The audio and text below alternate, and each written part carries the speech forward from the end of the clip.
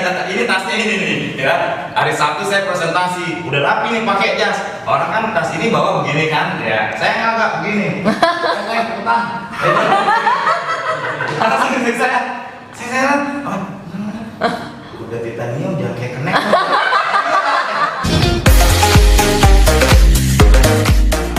Dan perusahaannya tutup, dan itu yang bikin saya cukup sakit hati gitu. Saya pikir kalau saya main MLM dan saya yang gagal, ya udah saya aja gagal gitu. Saya nggak ngelibatin banyak orang. Tapi kalau lagi jalan bisnisnya, kemudian dia tutup, artinya bonus masih jalan kan? Nah itu kan melibatkan orang banyak. Jadi kesannya kan saya kayak ngejeblosin orang, betul nggak? Nipu teman saya gitu. Padahal itu kesalahan perusahaan, dan itu yang bikin saya udah males lagi ngeliat bulan-bulan ngeliat orang MLM. Ya kalau orang bilang trauma, ya trauma lah di situ. Bahkan kalau saya pulang ke rumah nih ngeliat orang pada kumpul-kumpul, saya mendingan kabur. Padahal itu belum tentu lagi home sharingnya MLM, bisa jadi lagi rapat RT gitu. Ya, nah tetapi saya menjaga harga diri saya untuk tidak balik lagi ke terminal. Ya saya mendingan nganggur waktu itu sambil nyari peluang. Tetapi sampai Desember itu saya tidak ketemu peluang. Ya kerjaan saya 6 bulan nganggur, waktu itu masih single parent, anak saya 2, di rumah ada orang tua 2 yang pensiun tidak kerja, bahkan ditambah lagi adik saya yang tidak bekerja, anaknya 3, udah kelengar saya. Jadi kerja saya cuma UGD, kalau nggak utang nggak ada yang jual gitu. Karena saya anak pertama, anak tertua, jadi mau nggak mau ya semua saya yang tanggung jawab gitu.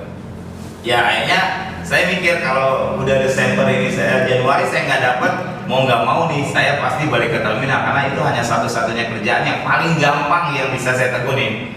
Ya kalau udah 15 tahun berkaya terminal, nggak usah lagi cari kerjaan di terminal lah, datang suruh turun orang naik kita ganti mobil gampang gitu.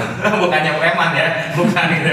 Misalnya kita tinggal ambil mobil ngenaikin udah selesai gitu loh, kerja hari itu bisa makan kan gitu. Cuma saya nggak mau lagi balik ke terminal. Jadi karena dulu kalau saya main MLM, kalau saya udah mulai main nih, teman-teman saya nyalain saya, lu jangan kedeket lagi, kenapa? Udah gila lagi tuh, udah ngomongin puluhan juta, ratusan juta, bahkan dicaranya kayak gitu kan. Nah, giliran saya sukses kan, tapi emang dasar orang negatif gitu. Kita ngajakin, gaya bicaranya begitu. Terus giliran kita udah sukses, balik ke terminal, ngajak lagi teman-teman, jawabannya gampang lagi. Itu emang udah rezeki lo aja ya. Nggak enak banget kan gitu. Itu emang rezeki lo aja, simpel aja dia ngomong. Nah giliran kita gagal, balik lagi terminal, ya lu emang enak, miskin lagi. Nah saya nggak mau ditunjuk kayak gitu. Udah 3 kali saya main ditunjuk kayak gitu, karena udah 3 kali balik ke terminal gitu. Akhirnya cuma saya nggak ngerti apa yang saya mesti kerjain gitu. Saya pikir kalau saya kerja di kantoran ya usia. Yang kedua ya saya bicara jarang pelan. Ini aja nggak pakai mic, saya ngomong kenceng ya maklum udah nolak. Udah lain gitu.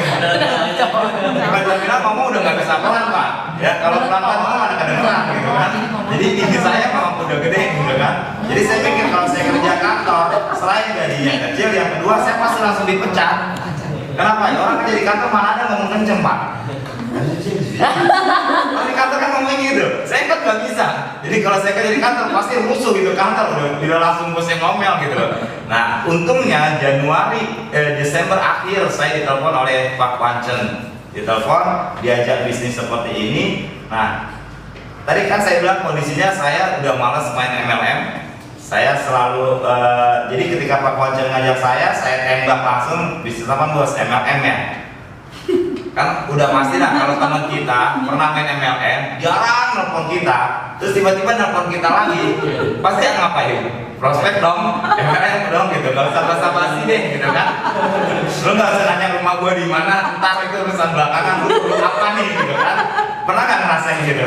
Ya, nah jadi saya pun gitu, saya bilang MLM lagi ya bos.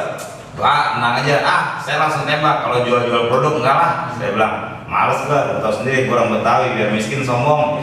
Jualan produk nggak ditolak orang, mendingan gua kasih aja dah barang gitu. Daripada gua rayu-rayu, males gitu. Dia ketawa aja. Nah, dia bilang bukan MLM. Nah, saya tanya lagi, apaan? Asuransi. Nah, pasti kalau kita ditelepon orang atau ada teman kita nelfon kita mau menjelaskan sebuah bisnis, di kepala kita biasanya kan cuma 2 tadi, kalau nggak MLM atau asuransi gitu. Dan saya pun udah cukup trauma mau asuransi. Kenapa? Saya pernah nabung di asuransi itu 2 tahun, sebulan 500.000, berarti 1 tahun kan 6 juta. 2 tahun 12 juta gitu. Nah ketika saya baru nggak punya duit, pikir saya ya setidak-tidaknya masih ada lah duit 10 juta gitu kan. Karena agennya nggak nerangin tuh biaya akuisisi lah, biaya asuransi lah, enggak, pokoknya dia nerangin ntar tahun sekian dapat sekian gitu kan. Nah jadi ketika saya butuh uang itu ternyata begitu saya mau ambil cuma 1,7 juta, sakitnya tuh di sini banget gitu. Gila nih gue hilang segini banyak gitu kan. Dia pengen 12 juta, gila perut cuma 1,7 juta gitu. Nah jadi saya kalau ketemu orang asuransi itu bawahnya udah malas aja. Ngomong karena orang asuransi kadang-kadang kerjaan gitu kan, ngomongin cacat tetap, penyakit kritisnya yang biasa istri saya lakukan gitu loh. Untung saya ketemu istri saya setelah di-3i, kalau enggak saya udah sebel banget gitu kan. Karena itu profesi yang paling saya tidak suka gitu loh. Jadi kalau saya cuma murah, udah di prospek loh. kalau nggak saya di prospek asuransi saya gitu kan. Ya orang asuransi kan ngomongnya gitu, orang nakutin gue doang gitu, lama-lama gue beli produk gue hilang gitu kan. Jadi saya mindset saya itu udah kayak gitu. Nah jadi ketika Pak Kuancen ngajak saya, dan ini saya sharingin artinya Bapak Ibu sekalian bisa duplikasikan caranya Pak Kuancen ya.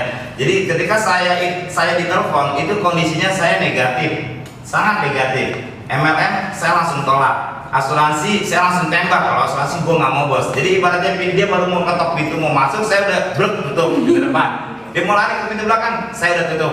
Ya cuma emang dasar leader, ya pintu depan saya tutup, pintu belakang tutup, dia naik dari jendela. Gitu. Kenapa? Dia gunakan kalimat yang saya nggak bisa tidur.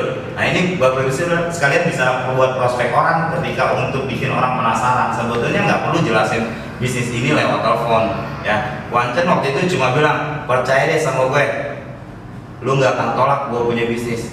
Makanya ketemuan. Ini bisnis bukan asuransi, ini bukan MLM. Kira-kira kalau digituin gimana? Penasaran ya? Ya saya bilang MLM, dia bilang bukan. Saya bilang asuransi, dia bilang bukan. Dan dia gunakan kalimat magic word-nya tadi. Taruhan nih sama gue, lo ketemu gue dulu deh. Dan kata-katanya itu bukan lo tinggal di mana, gue ke rumah lo ada kapan? Enggak, lo ketemu gue dulu deh. Jadi kan dia butuh, tapi dia kesannya nggak butuh kan? Taruhan lo nggak akan tolak gue punya bisnis. Malam-malam semacam mau nggak bisa tidur mikirin omongan Kuancen, apaan yang dia mau tawarin nih, jangan-jangan bisnis bagus nih gitu kan. Nah akhirnya pagi-pagi jam 7 saya telepon, dia masih ngorok. Ya berarti kan saya nggak bisa tidur, dia tidur kan. Kadang-kadang kan orang MLM itu prospek orang yang di prospeknya tidur pulas, dia yang nggak bisa tidur. Tadi gue menangin salah nggak ya? Bener nggak ya? Bener nggak begitu nggak? Jangan-jangan gue salah ngomong, dia gabung nggak ya? Kita aja yang kepikiran, dia nyamuk pulas. Nah waktu itu orang amatir, kalau mau profesional tuh kayak Kuancen gitu. Dia lempar kair, udah gue mau makan syukur, enggak udah gue ganti kair, ganti tempat lagi gitu. Nah akhirnya saya telepon, saya ketemu Pak Kuancen. Terus terang ketika dia bicara pertama ketemu 20 menit pertama saya masih biasa aja, tetapi begitu masuk ke ranah bisnisnya berubah raut muka saya yang tadinya cuma 5 watt berubah jadi 1000 watt gitu. Ya orang kalau punya harapan kan bersinar aja muka, ya kan? Kalau waktu saya ketemu Pak Kuancen baru ketemu itu udah 5 watt kayak lampu angkringan, aduh bener-bener kan gitu. Ya kenapa kalau nggak punya duit, tidak miskin kan gitu. Tapi saya merasa nih ada harapan nih. Itu saya pulang ke rumah, anak saya umur 9 tahun yang paling kecil, saya ajak meeting, bahkan dia mau ngerti mau enggak, saya juga bilang doain papa nih. Pokoknya nih bisnis bagus nih, kita bisa kaya nih, tenang aja nah. Papa cuma ketemu 3 orang bagus aja. Oh gitu Pak? Iya nak. Doain iya, aminin nak. Amin. Nah, alhamdulillah. Udah dia mau ngerti mau enggak, pokoknya saya ngomong. Ya, saya biasain kalau saya punya mimpi, sharingin mimpi kita cerita. Banyak orang punya mimpi dia nggak berani cerita, nggak berani ngomong ke tetangga, nggak berani ngomong ke orang-orang dia sukai, dia sayangi. Kenapa? Kalau nggak kesampaian kan nggak ada yang tahu. Kan gitu, gue nggak malu. Justru, nah ini kan karena udah positif kita sharing ya. Justru ketika Bapak sekalian udah punya keinginan sesuatu, punya niat mau jalan bisnis, punya mimpi, sharinglah kepada orang-orang terdekat, orang-orang yang dicintai. Kenapa? Dari situ kan mereka doain kita, dan dari situ kita kepacu gitu. Karena saya, wah kapan punya mobil? Anak belum. Kalau sekarang sih nongkrong kita ke terminal tuh ada Mercedes Benz, mobil gede banget. Ya kalau PPD kan Mercedes Benz, lihat aja PPD kan. cuma bedanya sama Mercedes yang biasa itu, kalau yang Sedan kan dia 4 pintu, ini cuma 3 pintu, cuma jendelanya 12. Kan bus kota jendelanya 12 gitu. Ya tapi saya terpacu di situ gitu. Ya setiap Sabtu saya bawa anak saya presentasi, dari mulai saya dengerin bareng anak saya sampai saya presentasi, saya lagi presentasi anak saya lari-larian aja. Paling saya bercanda aja, ya beginilah kalau duda presentasi gitu. Anak saya bolak-balik dia nggak mau tahu kan bapaknya lagi kerja gitu. Pulang jam 6 sore anak saya udah ngantuk, saya bawa kain kain emak-emak gitu kan, saya buat ikat itu anak biar dia kagak jatuh. Kakaknya saya suruh masukin tangannya ke belakang, udah ikat dua-duanya aman deh. Itu pulang lempeng aja, nggak belok-belok ke mall, nggak ada duit gitu kan. Makanya ketika bulan ketiga saya langsung tembus posisi silver, saya ngerasain bonus 13 juta. Saya bawa anak saya ke mall, itu kalimat pertama saya ingat banget, anak kecil kan nggak bisa dibohongin. Ketika saya naik motor, saya bilang, "Nak, kita jalan-jalan sekarang ke mall, kita belanja, ya mau makan enak, mau beli baju, ayo." Begitu saya menyetar motor, nah saya nengok yang kecil, "Wah, kamu punya duit?" "Iya." Saya jawab kan, "Nah, ada nak." Nyala motor, "Aduh Pak, wah beneran Bapak punya duit?" "Iya ampun, iya ada duit." Saya jangan gue trauma kali ya. Saya langsung mikir, berapa bulan ya gue nggak ngajak semua ya. Ya dari mulai nganggur, 9 bulan saya bilang pantas aja nggak langsung mikir gitu, beneran nih bapaknya punya duit gitu ya. Nah alhamdulillah baru sekalian dari situ rezeki saya jalan gitu ya. Saya ketemu orang-orang yang saya prospek, baik yang saya kenal maupun yang saya nggak kenal, itu alhamdulillah dari 17 orang yang saya ajak di bisnis 3i ya, itu 16 orang bergabung, dan itu saya tidak pernah ngerasain di dunia MLM. Kalau di MLM saya ngerasain ngajak 10 orang yang nolak 15. Iya, ngajak 10 yang nolak 15, kita ajak suaminya istri dari belakang, awas udah gabung cerai. Tapi di sini luar biasa kan, malah yang sekarang terjadi, kita ngajak 1 orang yang nabung bisa 3 orang istrinya, soalnya itulah enaknya bisnis kita Bapak sekalian ya. Nah, dan itu pun saya gunakan gayanya Pak Kuancen ya. Saya tidak pernah datang ke rumah teman saya atau ke rumah orang untuk presentasi. Saya cuma telepon seperti Kuancen nelfon saya, "Pokoknya ketemu dulu deh bos, saya jamin deh lu gak akan tolak." Saya bikin orang penasaran. Kalaupun saya mau ketemu, saya ketemu di tengah. Nah waktu itu karena budget saya nggak ada, saya ketemunya di 7-Eleven ya, daerah Bekasi, Kalimalang, itu dari situ-situ aja tuh saya main. 7-Eleven saya tahu persis dulu, waktu itu saya ngopi 7.000. Jadi saya ajak dia ketemu di Sephora, saya nggak kasih masuk. Kalau kasih masuk tadi nyomot-nyomot, saya nggak punya duit. Pokoknya dia duduk dulu, "Bos ngopi ya?" Dia belum bilang iya, belum bilang enggak, "Bentar bos," saya langsung jalan. Kalau kasih dia 1 kopi 7.000, saya 7.000, saya cerita di situ prospek gitu. Nah alhamdulillah kejadiannya ya tadi di bulan pertama saya dapat bonus 2 juta rupiah dari 16 orang yang saya ajak, dia bergulir ya. Untuk modal bisnis ini saya cuma saya gadein motor saya, BPKB motor saya ya. Saya nabung 350.000, saya niatin untuk bisnis ini. Otak saya mikir gimana bulan depan saya harus keluar uang tidak dari kantong saya tetapi dari bonus ini. Kenapa? Ya boro-boro di kantong emang udah nggak ada duit yang pertama, karena duitnya itu aja kan, di 2 juta itu pun buat makan. Jadi harus keluar dari bonus gitu. Makanya saya kalau ngeliat orang pokoknya 50.000 perak aja bonus sponsor, kalau ngeliat gocap gitu. Gak mau tahu, pokoknya saya hajar seperti itu. Nah akhirnya bulan kedua saya terima bonus 2 juta. Ya alhamdulillah kan nabung 3,5, masih ada sisa kan. Nah dari situ saya bergulir, bulan berikutnya saya bonus 5 juta, naik 13 juta ya. Terus kemudian 8 di bulan ke-8 saya tembus 30 juta, di bulan ke-13 saya udah 50 juta.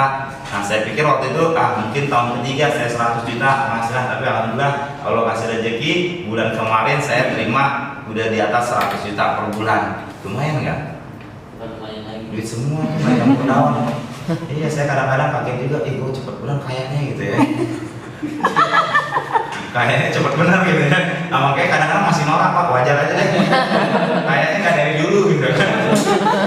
Ya kemarin istri saya kan nemenin saya ke kantor pusat. Ya ini tasnya ini nih. Ya hari Sabtu saya presentasi, udah rapi nih pakai jas. Orang kan tas ini bawa begini kan. Ya saya nggak begini. Saya petang. Langsung istri saya udah titanium jangan kayak kenek. Gue masih norak aja gitu. Masih 100 juta, bawa tas jalan begini. Tapi ceritanya kayak ini lah bos ya, ini true story lah ya, bahwa ya saya apa adanya seperti ini gitu ya. Jadi saya pikir ini bisnis keren gitu. Anda cukup di sini punya kepercayaan diri yang tinggi. Bisnis ini kalau mau orang percaya sama kita, kita dulu percaya. Kalau kita mau pengaruhin orang, ya kita akan bisa membuat orang percaya dengan bisnis ini kalau kitanya tidak percaya dulu, tidak pede dulu istilah saya. Nah kalau kita udah pede, kita pasti bisa bikin orang pede. Bapak sekalian, kunci saya waktu itu di awal, saya hanya pede. Ya, saya nggak jago presentasi di awal. Terus terang saya nggak jago. Ngomong begini nggak bisa. Makanya ketika saya sukses, Kuancen melihat saya, malah dia bengong. Pak Kuancen itu nggak saya ngomong. Begitu kelas saya presentasi, dia nanya, lu bisa juga lu ngomong. Karena dia tahu saya nggak dia ngomong. Dia bilang, emang heran kalau dia banyak duit lain ya nggak bisa jadi bisa kan Kuancen. Gitu.